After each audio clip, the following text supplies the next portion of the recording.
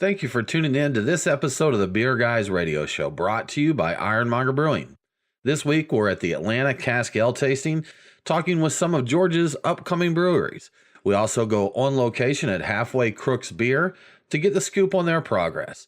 Make sure to stay tuned after the end of the regular show for a special fifth segment with UK beer writer Rob Macardle, editor of CAMRA's The Leicester Drinker. We hope you enjoy the show. Cheers.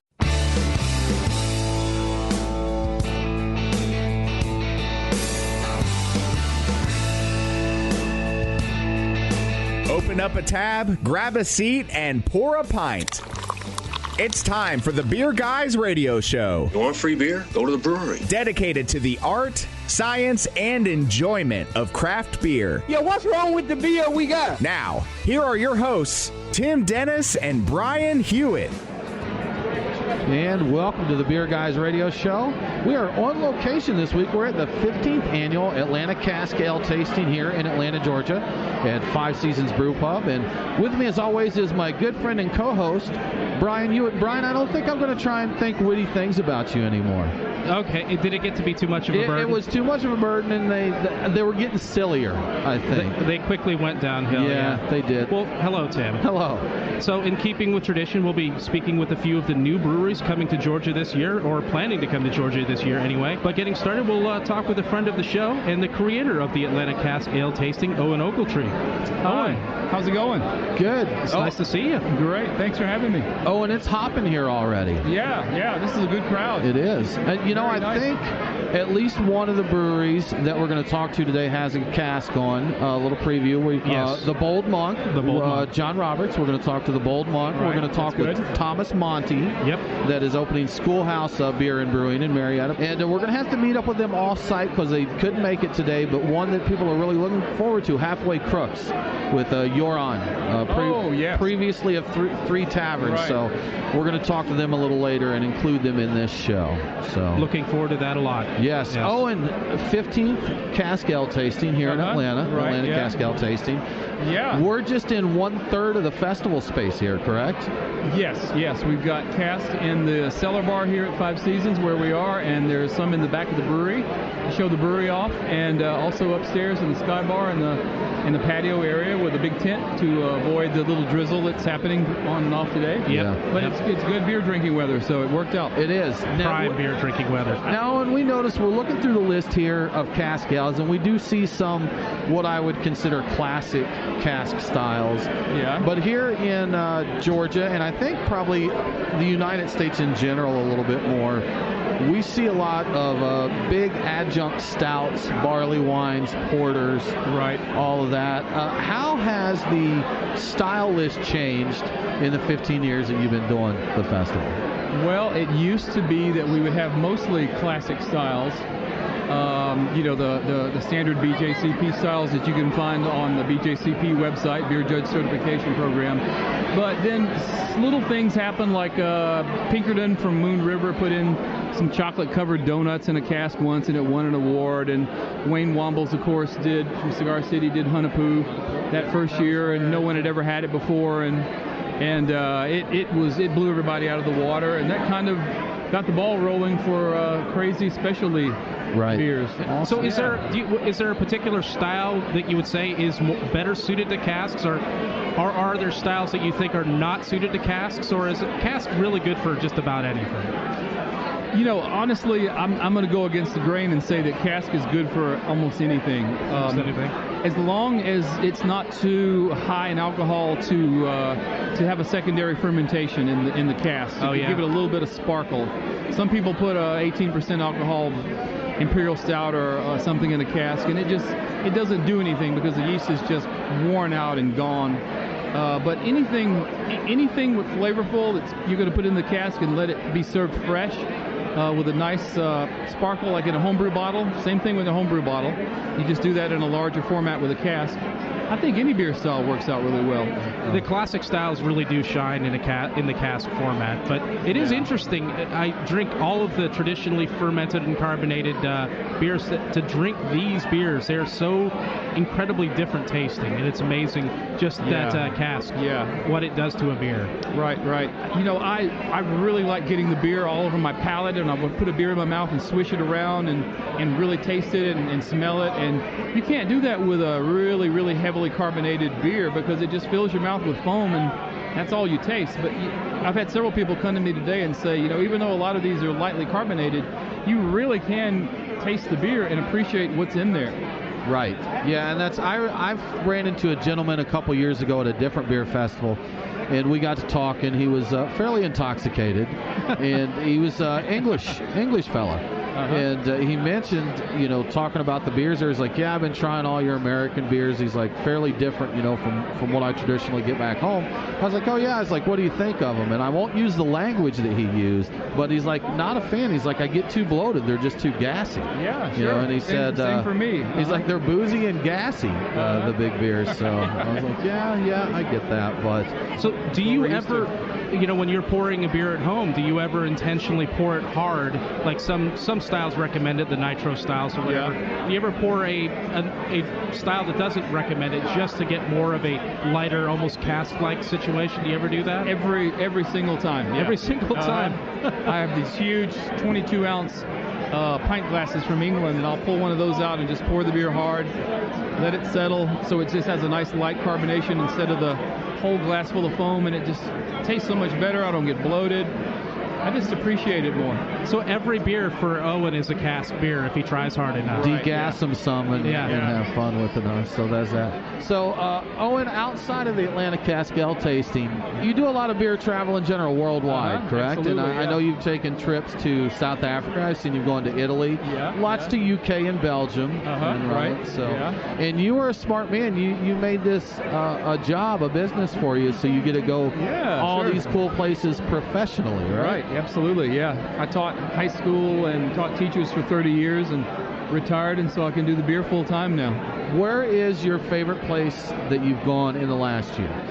We had the best time in South Africa. Everyone loved it. The beer scene's taken off there. The beers were really good, kind of American style. Right. And they were fantastic.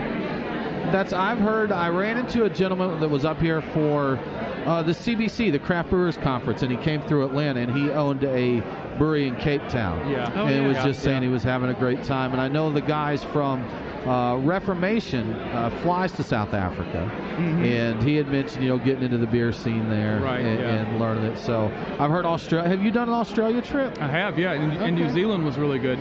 Because I heard they're much the same beer styles and that they like the American styles. Very much. That they're doing, New Zealand has a little UK thrown in there, kind of styles, but their beers were really good. So this event takes a lot to put together. Are all of these casks yours, or most of them? Do you have to set them all up and deliver them to the brewery ahead of time? About 3/4 of them are mine. I keep them down in the basement and deliver them to the breweries ahead of time. The other third, the breweries own them and fill them for me. That's a massive undertaking. I can't even imagine, considering how many there are. So How long do you plan before the festival here? How much planning goes into this? About 6 or 7 months. Because you have two good-sized festivals. You do Classic City Brew Fest over in Athens, Georgia, and the Atlanta Cask Ale tasting. So I know just from doing smaller events, smaller tastings, and even bottle shares and that coordinating all of that with several people can be just some collaboration brews we've done. Yes. Different places. Wrangling cats sometimes, Tim. Trying to get everybody together on the same page at the same time with the right equipment. It's amazing that this comes together so well every year. I'm impressed by it every year. And there's always a couple of mistakes. You know, we have one brewery today that say, we told you we put the wrong fruit in, so we had to change it on the sign, but it's still wrong in the program book. It was wrong in the judging. And a couple of casks were too carbonated. They put in too much sugar, and they gave us quite a shower this morning when we tapped them. But for the most part, everything went pretty well. Not bad. You know, I helped a couple years ago with the unloading of the casks. And I'm not going to do that again, Owen. That's you wouldn't realize, but when how many casks are here this year? 57. Okay. You after a few of those, toting them back and forth. It's a good workout moving cask ales around. It really is. Yeah, we have a refrigerated trailer, so we have to, and they're in there on their side so that they're settling, getting all that yeast sediment and everything in the belly of the cask. So when we're putting them on the stands, we have to get two people and hold them level and not shake them and treat them very, very gently. And absolutely. And that's the trick. It's not easy to carry as it is, but then you have to be very gentle and not shake it. So. I prefer to carry it in my belly. That's right. You carry yours 2 or 3 ounces at a time, exactly. Right? Well, Owen, thank you so much for joining us. Thanks for having us back here, our third year here at Atlanta Cask Ale Tasting. Great to have you guys. So really good time. We're looking forward to getting out and drinking some more of the beers. Yes, absolutely. Thanks. You're listening to Beer Guys Radio Show. We'll be back very soon to talk with John Roberts from the Bold Monk.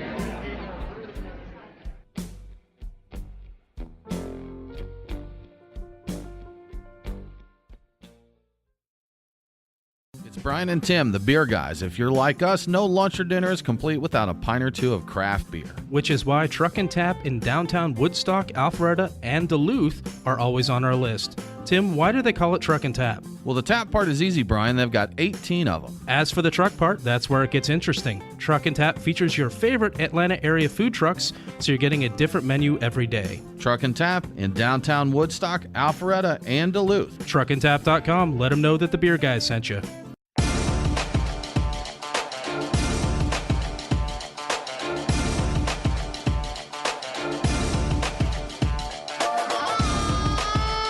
Follow the Beer Guys on Facebook, Twitter, and Instagram. Boy, that escalated quickly. I mean, that really got out of hand fast. Now, back to the Beer Guys Radio Show. Welcome back to the Beer Guys Radio Show. If you miss an episode, don't worry. All episodes are available as a podcast. Subscribe on your favorite podcasting app and never miss a show. We're live at the Atlanta Cask Ale Tasting at Five Seasons West Side in Atlanta, Georgia. And we're talking now with John Roberts of the upcoming brewery, The Bold Monk. Hello, John. Hello. What's up, guys? How are you doing today, sir? I'll be doing better in an hour when I get more beer in me. More beer? I'm doing great. Getting there, right? Getting there. Great. So, JR, friend of the show. JR's been on a couple times before. So yes, sir.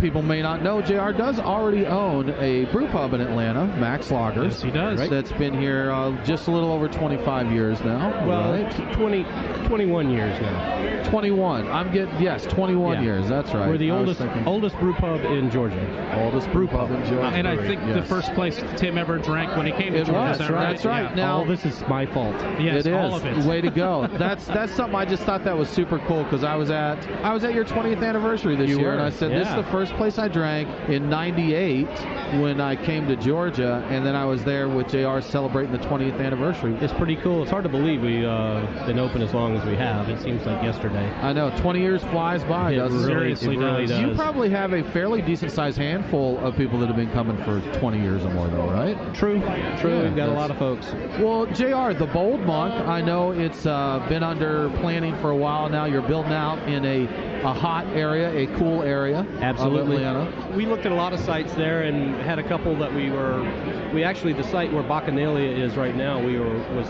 supposed to be the site for the Bold Monk. That kind of fell through, the deal fell through, and then we're kind of happy because the place we found now over at the complex, right across from Top Golf, we feel like it's a much better space. It's got a great vibe. It's a very large space. Just really excited to get this thing finished. So what, with the Bold Monk, what is going to set the Bold Monk apart from Max Lagers? What's new with the Bold Monk? It's, in brewing terms, it's kind of completely different in a lot of ways. We're putting in a whole packaging line in there. Actually, we'll have a canning and bottling line in there. We will be putting packaged product out. We're putting in what we're calling the cask room. We'll have 4 15-barrel foeders and also room for about 100 to 200 barrels in there. So we'll be doing a whole barrel age and wild beer program. So is it going to be a pretty barrel heavy, kind of barrel driven type of program in terms of beer there? We're splitting it up. We're going to have what we're calling, or I'm calling, and I can't call it this officially, but our Trappist line of beers. Okay, which will be a double, triple, Spell it with quad. a Z. With a Z. That's it. Trappist. And we're actually doing a Orvel-style beer, Belgian Pale Ale with condition with Brett, which cool. I'm very much looking forward to because that's my favorite style in the world. Belgian heavy? Belgian heavy, but we're also going to have, the IPA, and we're doing a Russian Imperial Stout. It's going to be called Brother Ivan, and we're going to be doing a whole line of, normal quote-unquote beers. Any method? They can't see me doing air quotes. Method traditional. Yeah, we're air quoting over here. Any method traditional type of things going to happen? Eventually. Okay. We'll get into that eventually. The first of the mixed fermentation I prefer will be a Flanders style red, which you guys are familiar with the fact that I've been experimenting with that for a few years at Max Lagers. I believe you may have gold medal with that beer. I won a silver and a couple of bronze. Okay. For that. That is one of my GABF. jams. GABF medals, correct. Yes. Yeah, it's one of my favorite styles as well, and I'm happy to be able to do that.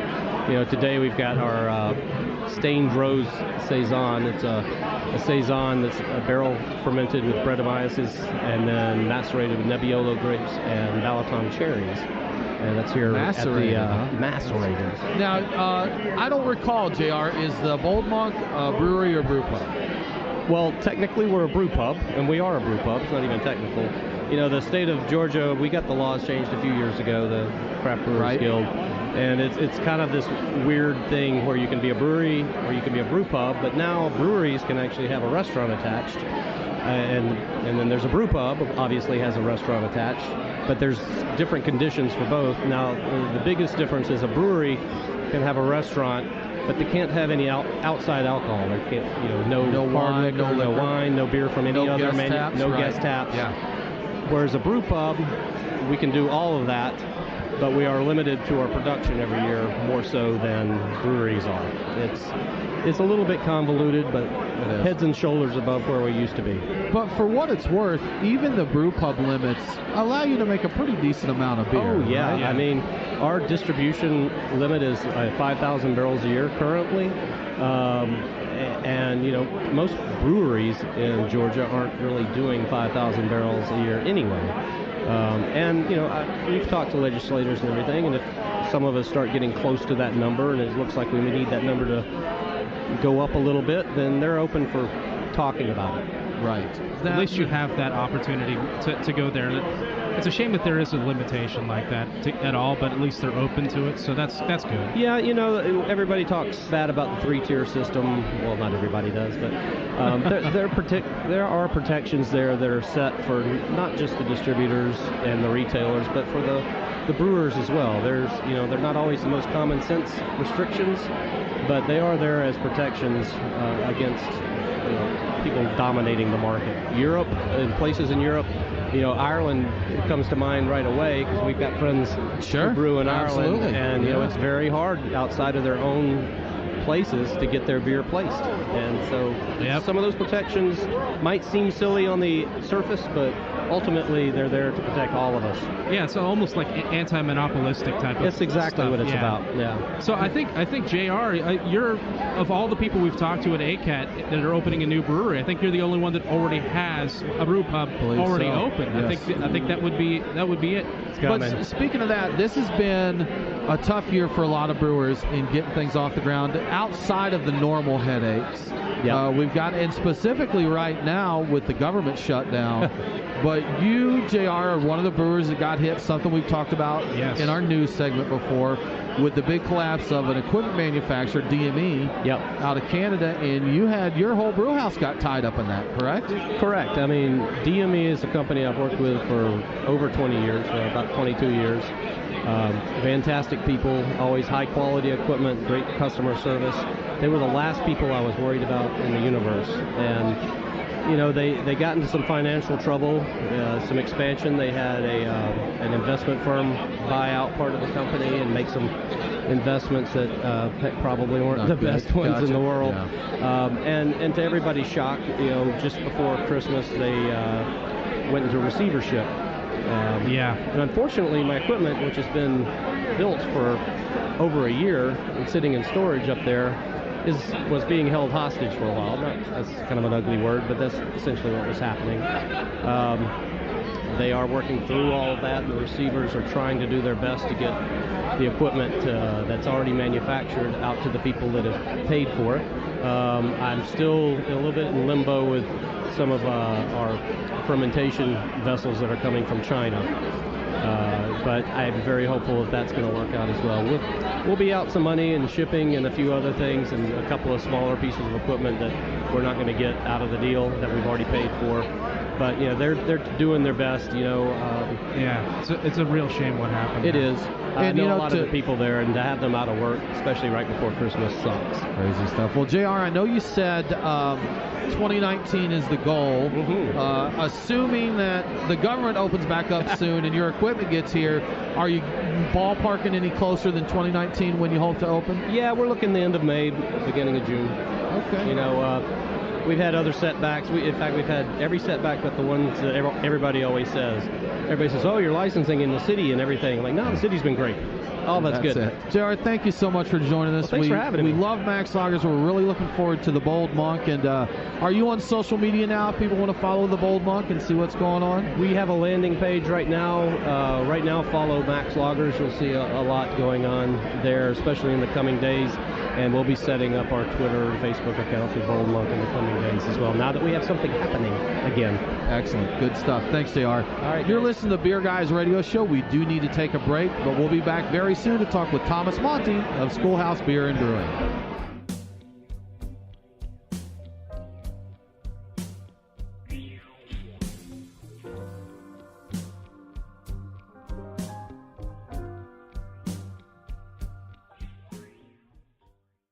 Craft beer forged with a reverence for tradition and new styles that start a revolution. Ironmonger Brewing. The brewers at Ironmonger Brewing pride themselves at being masters of barrel-aged, hoppy, and sour beers. They invite you to their tap room in Marietta, Georgia to taste and see. Also visit their barrel room for an intimate drinking experience with great live entertainment. Keep up to date on all things Ironmonger by liking them on Facebook. Ironmonger Brewing, establishing a new standard in craft beer.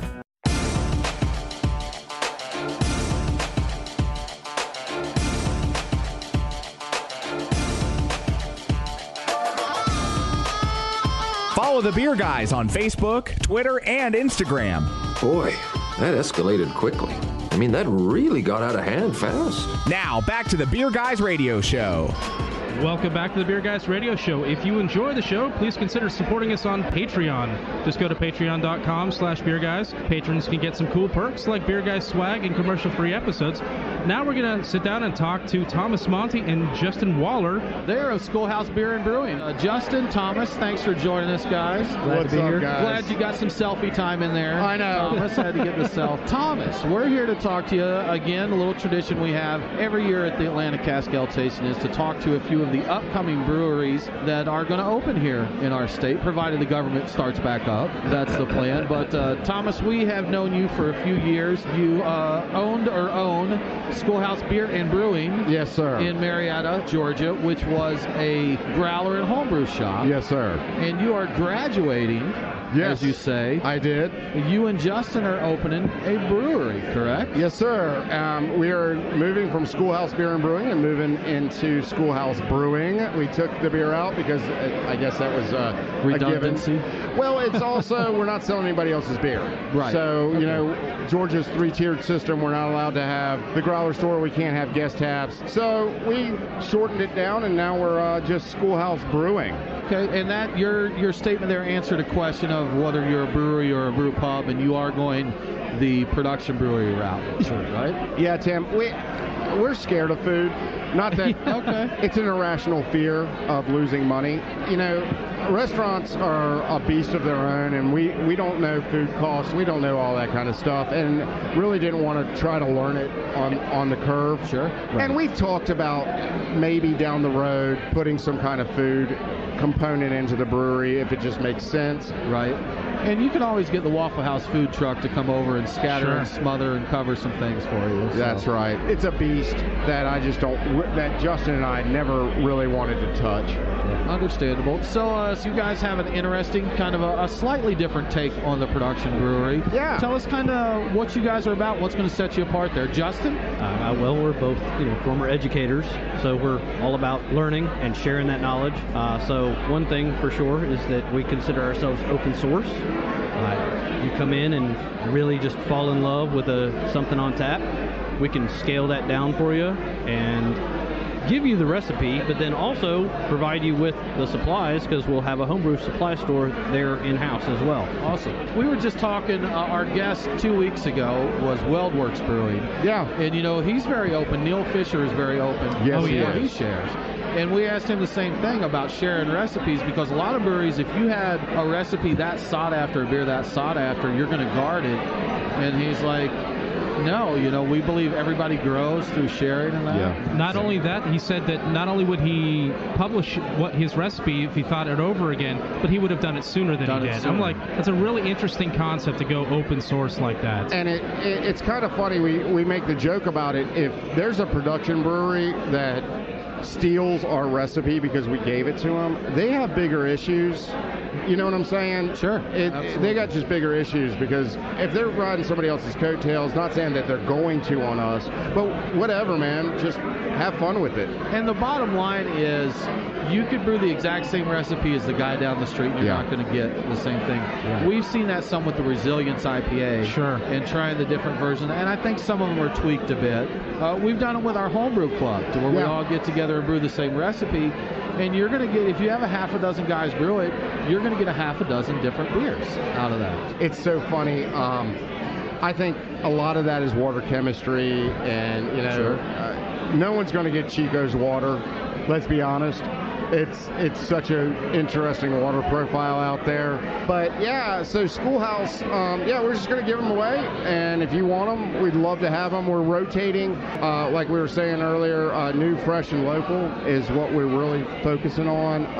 The beer scene is so dynamic right now, and we're not going to start off with any cores. If we come across one that everybody's clamoring for, we'll probably brew it again. And that is CORES cores, yes, not COORS cores. So that's Good there's been a lot of talk of that lately. Is the core beer dead?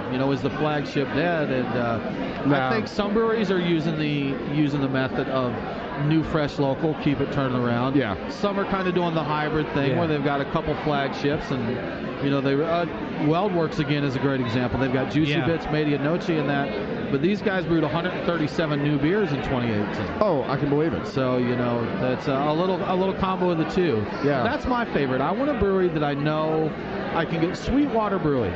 If I go to the brewery and I get a Sweetwater IPA, I know it's trusted. I know that. But I also like to see the new stuff that's out there. So how many beers are you going to brew? 50 or more in the first year you're open? We're running those numbers pretty closely right now. It's kind of hard to tell with, how much is going to walk out the door, how much we're going to put in glass, and how much we're going to distribute. I would say we're leaning towards closer to 60. Okay. In the first year, if production goes the way we think it's going to go. We're opening with upwards of 10 beers. Really? Yeah. That is definitely our goal. We've got a good tight production schedule already set. Ran it through a lot of our friends in the industry. We've ran the numbers, have done it all, and that's what we're looking at. So we're at the Atlanta Cask Ale Festival. Are you going to have casks there? Is that something you're going to feature potentially at your brewery? I think that the classic style of the beer engine and the cask is going to come back. I'm a huge fan of low ABV beers right now.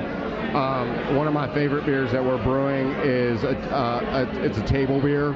It's a 3.5% table beer, which I really, really, really like. And the reason why is I call it the Emperor's New Clothing. Okay. You can't hide behind anything. No hide. Is it even real? No.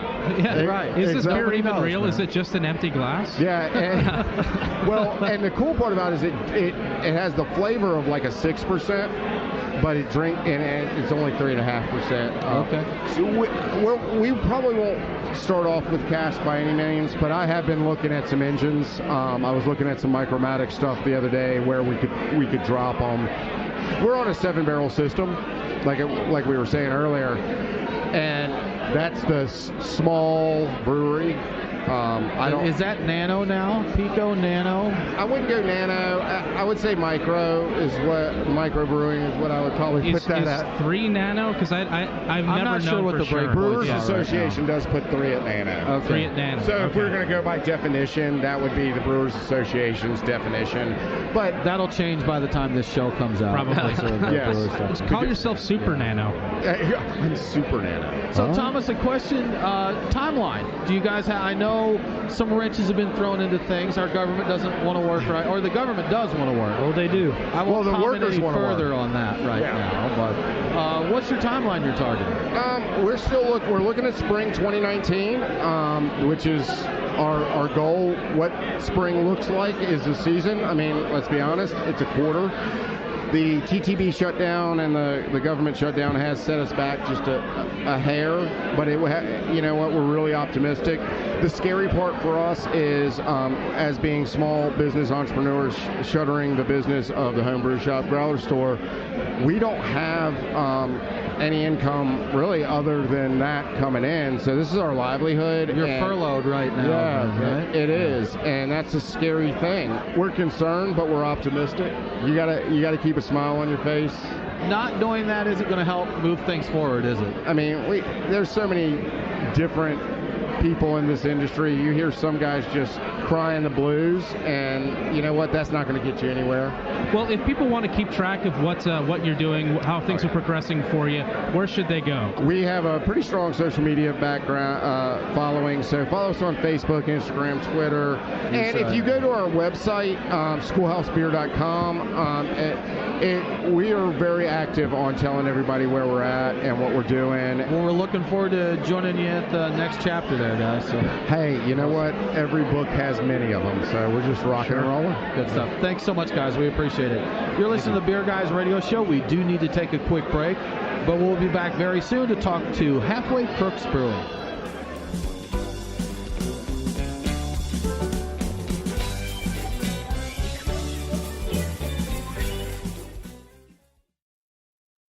We are Reformation Brewery, celebrating the reformer in you. Locally crafted within the renowned Etowah watershed of Woodstock, Georgia, Reformation creates yeast-forward brews full of aroma and flavor crafted to last. Come see us in beautiful Woodstock, Georgia, for a tour and tasting of unique brews that you can't find anywhere else. Reformation Brewery. Set beer free. ReformationBrewery.com.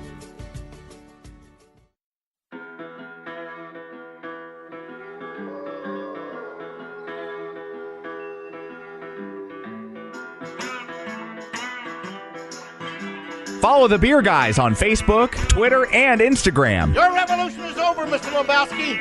Condolences, the bum's lost. Now, back to the Beer Guys Radio Show. Welcome back to the Beer Guys Radio Show. If you enjoy the show, please consider supporting us on Patreon. Just go to patreon.com/beerguys. Patrons can get some cool perks like Beer Guys swag and commercial-free episodes. Now back to our conversation. Well, actually, a new conversation. It's a new one, Brian. It's a new one. Yes. With the guys from Halfway Crooks. Halfway Crooks Beer. Sorry. It is. They even schooled you on this, Brian. I know, and I was thinking that when I was coming up to it, I'm like, I'm going to say Halfway Crooks Beer, and then it just didn't happen. Crooks. It was a good effort. A for effort. We are here with Joran von Ginderachter. We're here with Shawn Bainbridge, owners of Halfway Crooks Beer. Guys, thanks so much for joining us today. Yeah, thanks for swinging by. You bet. We are here in the Summer Hill neighborhood of Atlanta, Georgia, down by, is it still called Turner Field or is it Georgia State? We call it Turner Field, but I think it's Georgia State Stadium now. Yes. Most people are going to know it as Turner Field. Right. What was Turner Field down on just the south side of downtown Atlanta? Or the TED. The TED. Lots of development coming around here. You guys are one of the first ones kind of come into the neighborhood. And you're building a brewery here, correct? Yes, we're trying to build a brewery here. So we're inside. Now we're on location, Brian. This is part of our ACAT show. But we came down here on location at Halfway Crooks to talk to them, taking a look around. You guys have started construction. You got a little bit up, but right at beginning to starting to build out, right? So on Monday, they're going to start doing all the flooring. So that's why we cleaned it up here today. It wasn't for us. You didn't clean it. Clean it for them. Yeah, I thought it was for us. And then after that, we're going to start bringing in our equipment. So that's going to be fun, huge. hopefully everything fits because we don't have a lot of space. But yeah. And our architects really helped us out with that. Awesome. Square feet studio. And you guys were kind of walking me through, telling me kind of the layouts you're going to have here, but can you give us kind of an overview of what to expect here at Halfway Crooks?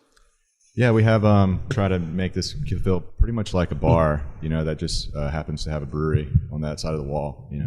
We want it to feel very welcoming and warm. We really love the low ceilings that we have here. Yeah. We just got done painting them a really nice color.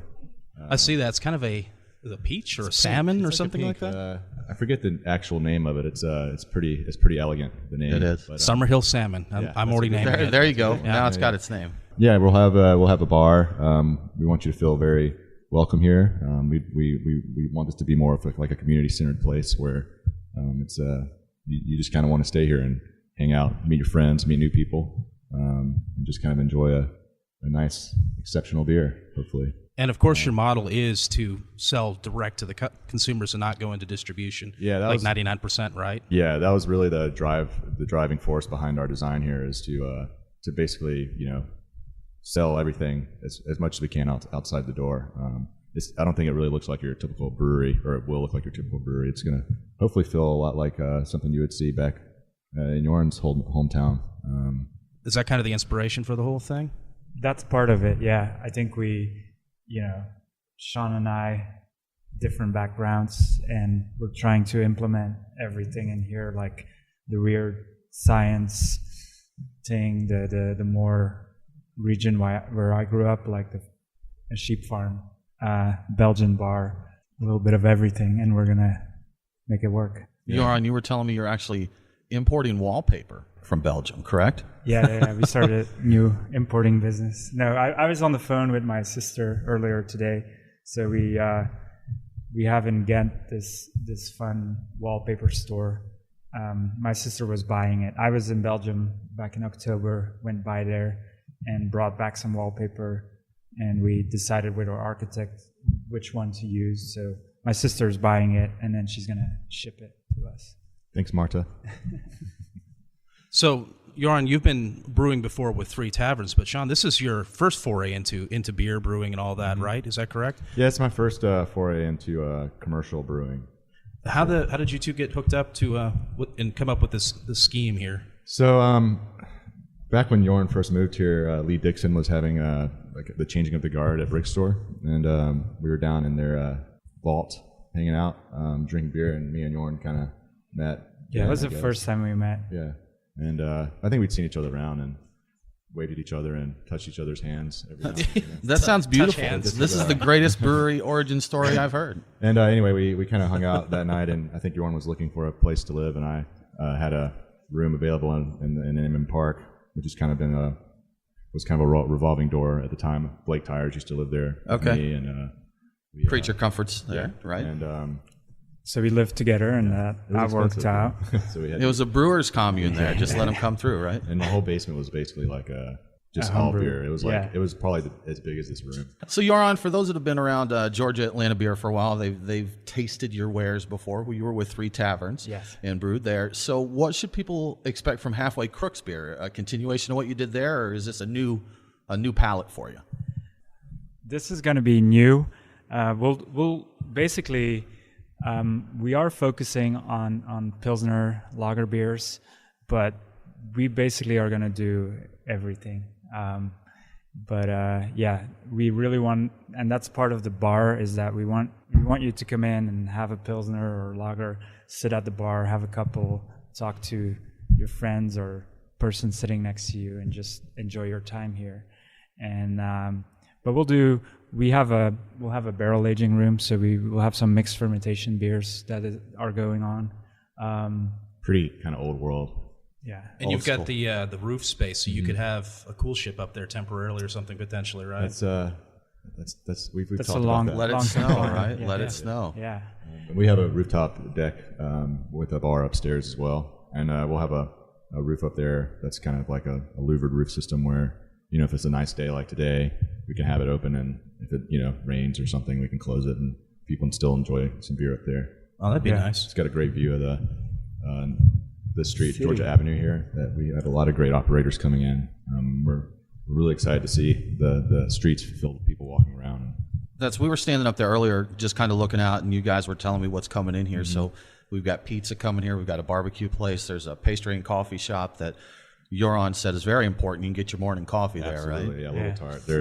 It's probably some of the best pastries in the southeast, at least, not in the country. And if you're not from Atlanta, there was nothing really in this neighborhood until recently. You know, just coming back, especially when it was Turner Field, when they built the new stadium, the new SunTrust Park. A lot of people were concerned that this would just kind of become dilapidated. But it's not. People are coming in and revitalizing it. It's actually, it's them, the Braves leaving. I was pretty sad about it because I was a huge Braves fan, and now I don't really go to the games anymore because it's kind of far for me. But people were really sad about what it was going to do to the area. But it's actually, when Georgia State bought it along with Carter, the developer that we're working with, it really reinvigorated the area. The neighbors are very excited. There's a lot of great businesses coming in here. I think the neighborhood's, very going to get lively here, right? Very lively, yeah. So you're on just starting your construction. You got your shell and your beautiful Summerhill salmon roof or ceiling. Any guess or estimate as to when you'd like to open the doors here? February 1st? No. All right, we're ready. Let's do this. I think this year is a really good goal for us. This year. But I think we're going to probably do early spring, hopefully. But we'll see how it goes. You never know with the city and inspections and all that jazz. Sure. That can really slow things down. Yeah. We've run into some bumps already, so it's hard to say. We had zoning that took longer. We had to change the zoning from industrial. The city of Atlanta did not allow breweries to be in a commercial zoning, and this is a mixed residential commercial zoning. Okay. So we actually had to change the zoning for breweries in Atlanta. So the breweries can now be in commercial zoning, which is really important, I think, for these kind of small breweries that you're going to probably see pop up soon. So I have to ask about the Instagram account. Are both of you guys doing that? Because it's kind of one of my favorite, and I think it's got a bit of a cult following. It's quirky. It's out there. Who's doing that? Is that both of you guys? No, we're not doing it. You're not doing it? No. It's self-populated. It just does its own thing there. It's AI. Random algorithm that just kind of generates stuff. See, I would expect that. Halfway Crooks Beer has a sentient Instagram account. That's right. So. It's the silent partner in the brewery. No one really knows about our Twitter account. Oh, is there one of those too? Now I got to go find Actually, out. there's not. There's not. Okay.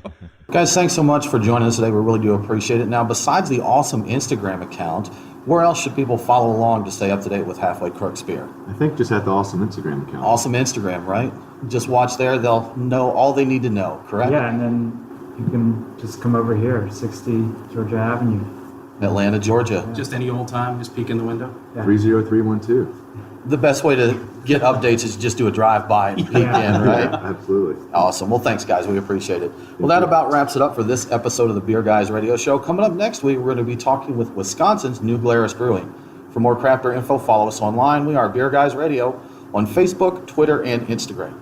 Thanks again for tuning in. Have a great week, and don't forget to drink local. Cheers.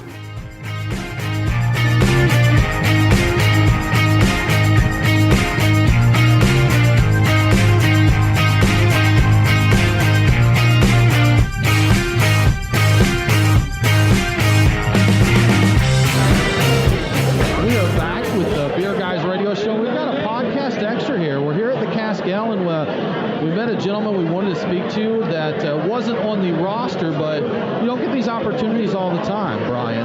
Not all the time, yes. We have Rob Macardle with us here. Rob, thanks for joining us. Fine. And Rob is from Leicester, England.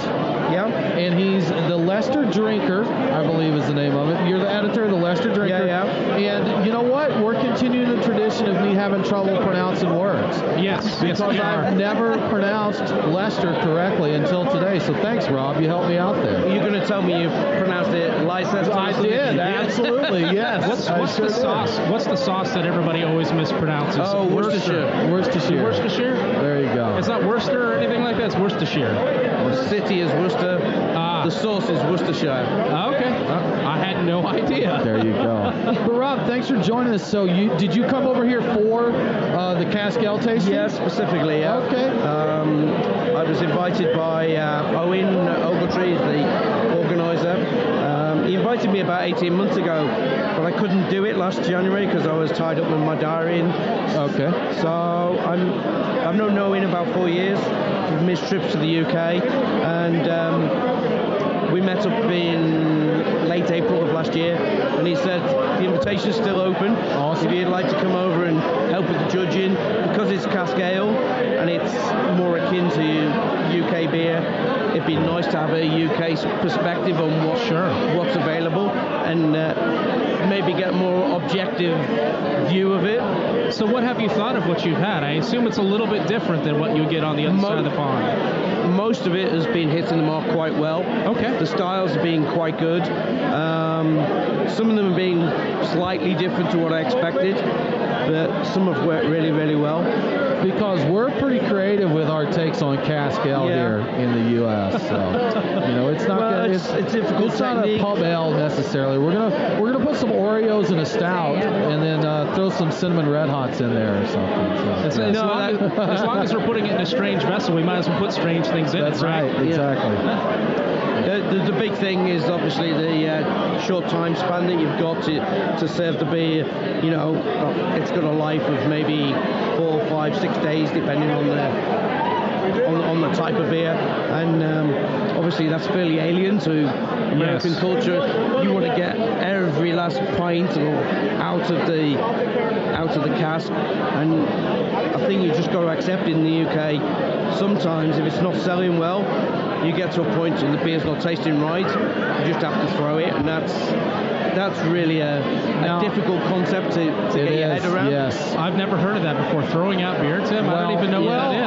I have been to breweries here, and I won't name names, Brian, but I tried. It was actually an ESB style, and I tried it. I'm like, wow, that tastes way past its prime. That tastes old. And they're like, oh, it's been on since like October, and this was, this was 4 or 5 months that this beer's been on. That they're trying to go through, and I'm like, well, that explains it then. Yeah. No, I mean, in the UK, we would say for a lighter beer, you may be looking at 3 to 4 days shelf life.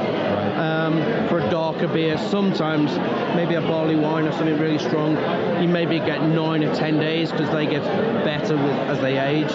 But the problem is oxidizing, and it's like it's just an issue. And see, now I will, and that definitely goes to show the difference there. I love an English barley wine. I'm not big on the bitterness in the beers. American barley wines, American stouts. Give me the English style there. But I'll take a nice bottle of English barley wine. I'll set it up for years. I'll put it in the cellar. In a bottle, it's fine. Yeah, but the cask is totally different. It's when you open the cask or you take that lid off. That's the difference. Drink it. You've got to drink it quick. Have you had a chance to drink any non-cask beer while you're here, and what do you think of it? Yeah, I've had a few, and I mean, I think one of the problems with American beers is they tend to be a little bit too cold. Oh, okay, sure. Which is a taste thing. I understand that. So the carbonation itself is not really that much of a bother. It's more of the temperature. I think the temperature is the bigger issue. Carbonation. We drink a lot of German beers, which can be highly carbonated. Okay. It's not an issue, but the temperature does tend to be. Well, that's easily fixed. I mean, now we have heard from Owen that the higher levels of carbonation can also be easily fixed by doing a hard pour. Swap it back and forth. Yeah, that's something that I've got a stout, and it'll be served at 32 degrees, and it's just not it's dull. You just don't get the flavors there, so it's always nice, and I think we're trying to do a little better job here of educating the masses, because you've got a group of craft beer fans that serve your stout at cellar temp. Even an IPA, you don't want it at 32 degrees. Standard cellar temperature in centigrade in the UK would be about 8 to 9 degrees, which is about 52, 55, somewhere like there. Yeah. And that would be standard temperature in the UK. So it's a lot warmer, but with warmth you get more taste, more flavour. I'm just happy that we don't see as much of the frozen pint glasses. Every now and then I still see them, and it's such a throwback. I'm shocked that. Well, I went to a mass restaurant, a mass commercial restaurant, and they have a sign with a digital display on it that says, coldest beer in town, 31 degrees, whatever. Chilled mugs and 31-degree beer. They were proud of these things, Rob, so they were proud of it. But, Well, it's a bit like Budweiser, isn't it? They say it's so fresh. It was only brewed like 2 weeks ago, and it's like, what? Yes, yeah. So leave it to do something. Yes. Well, Rob, thanks for coming over and checking out American beer. I hope you enjoy do you have more plans when you're here in Atlanta? Yeah. Well, I'm here tomorrow, and I go to Athens for 3 days. Okay. I go over to Knoxville, and I've got 3 days in Nashville planned in North Carolina. So. All right. Yeah. That's a good trip. All good beer towns.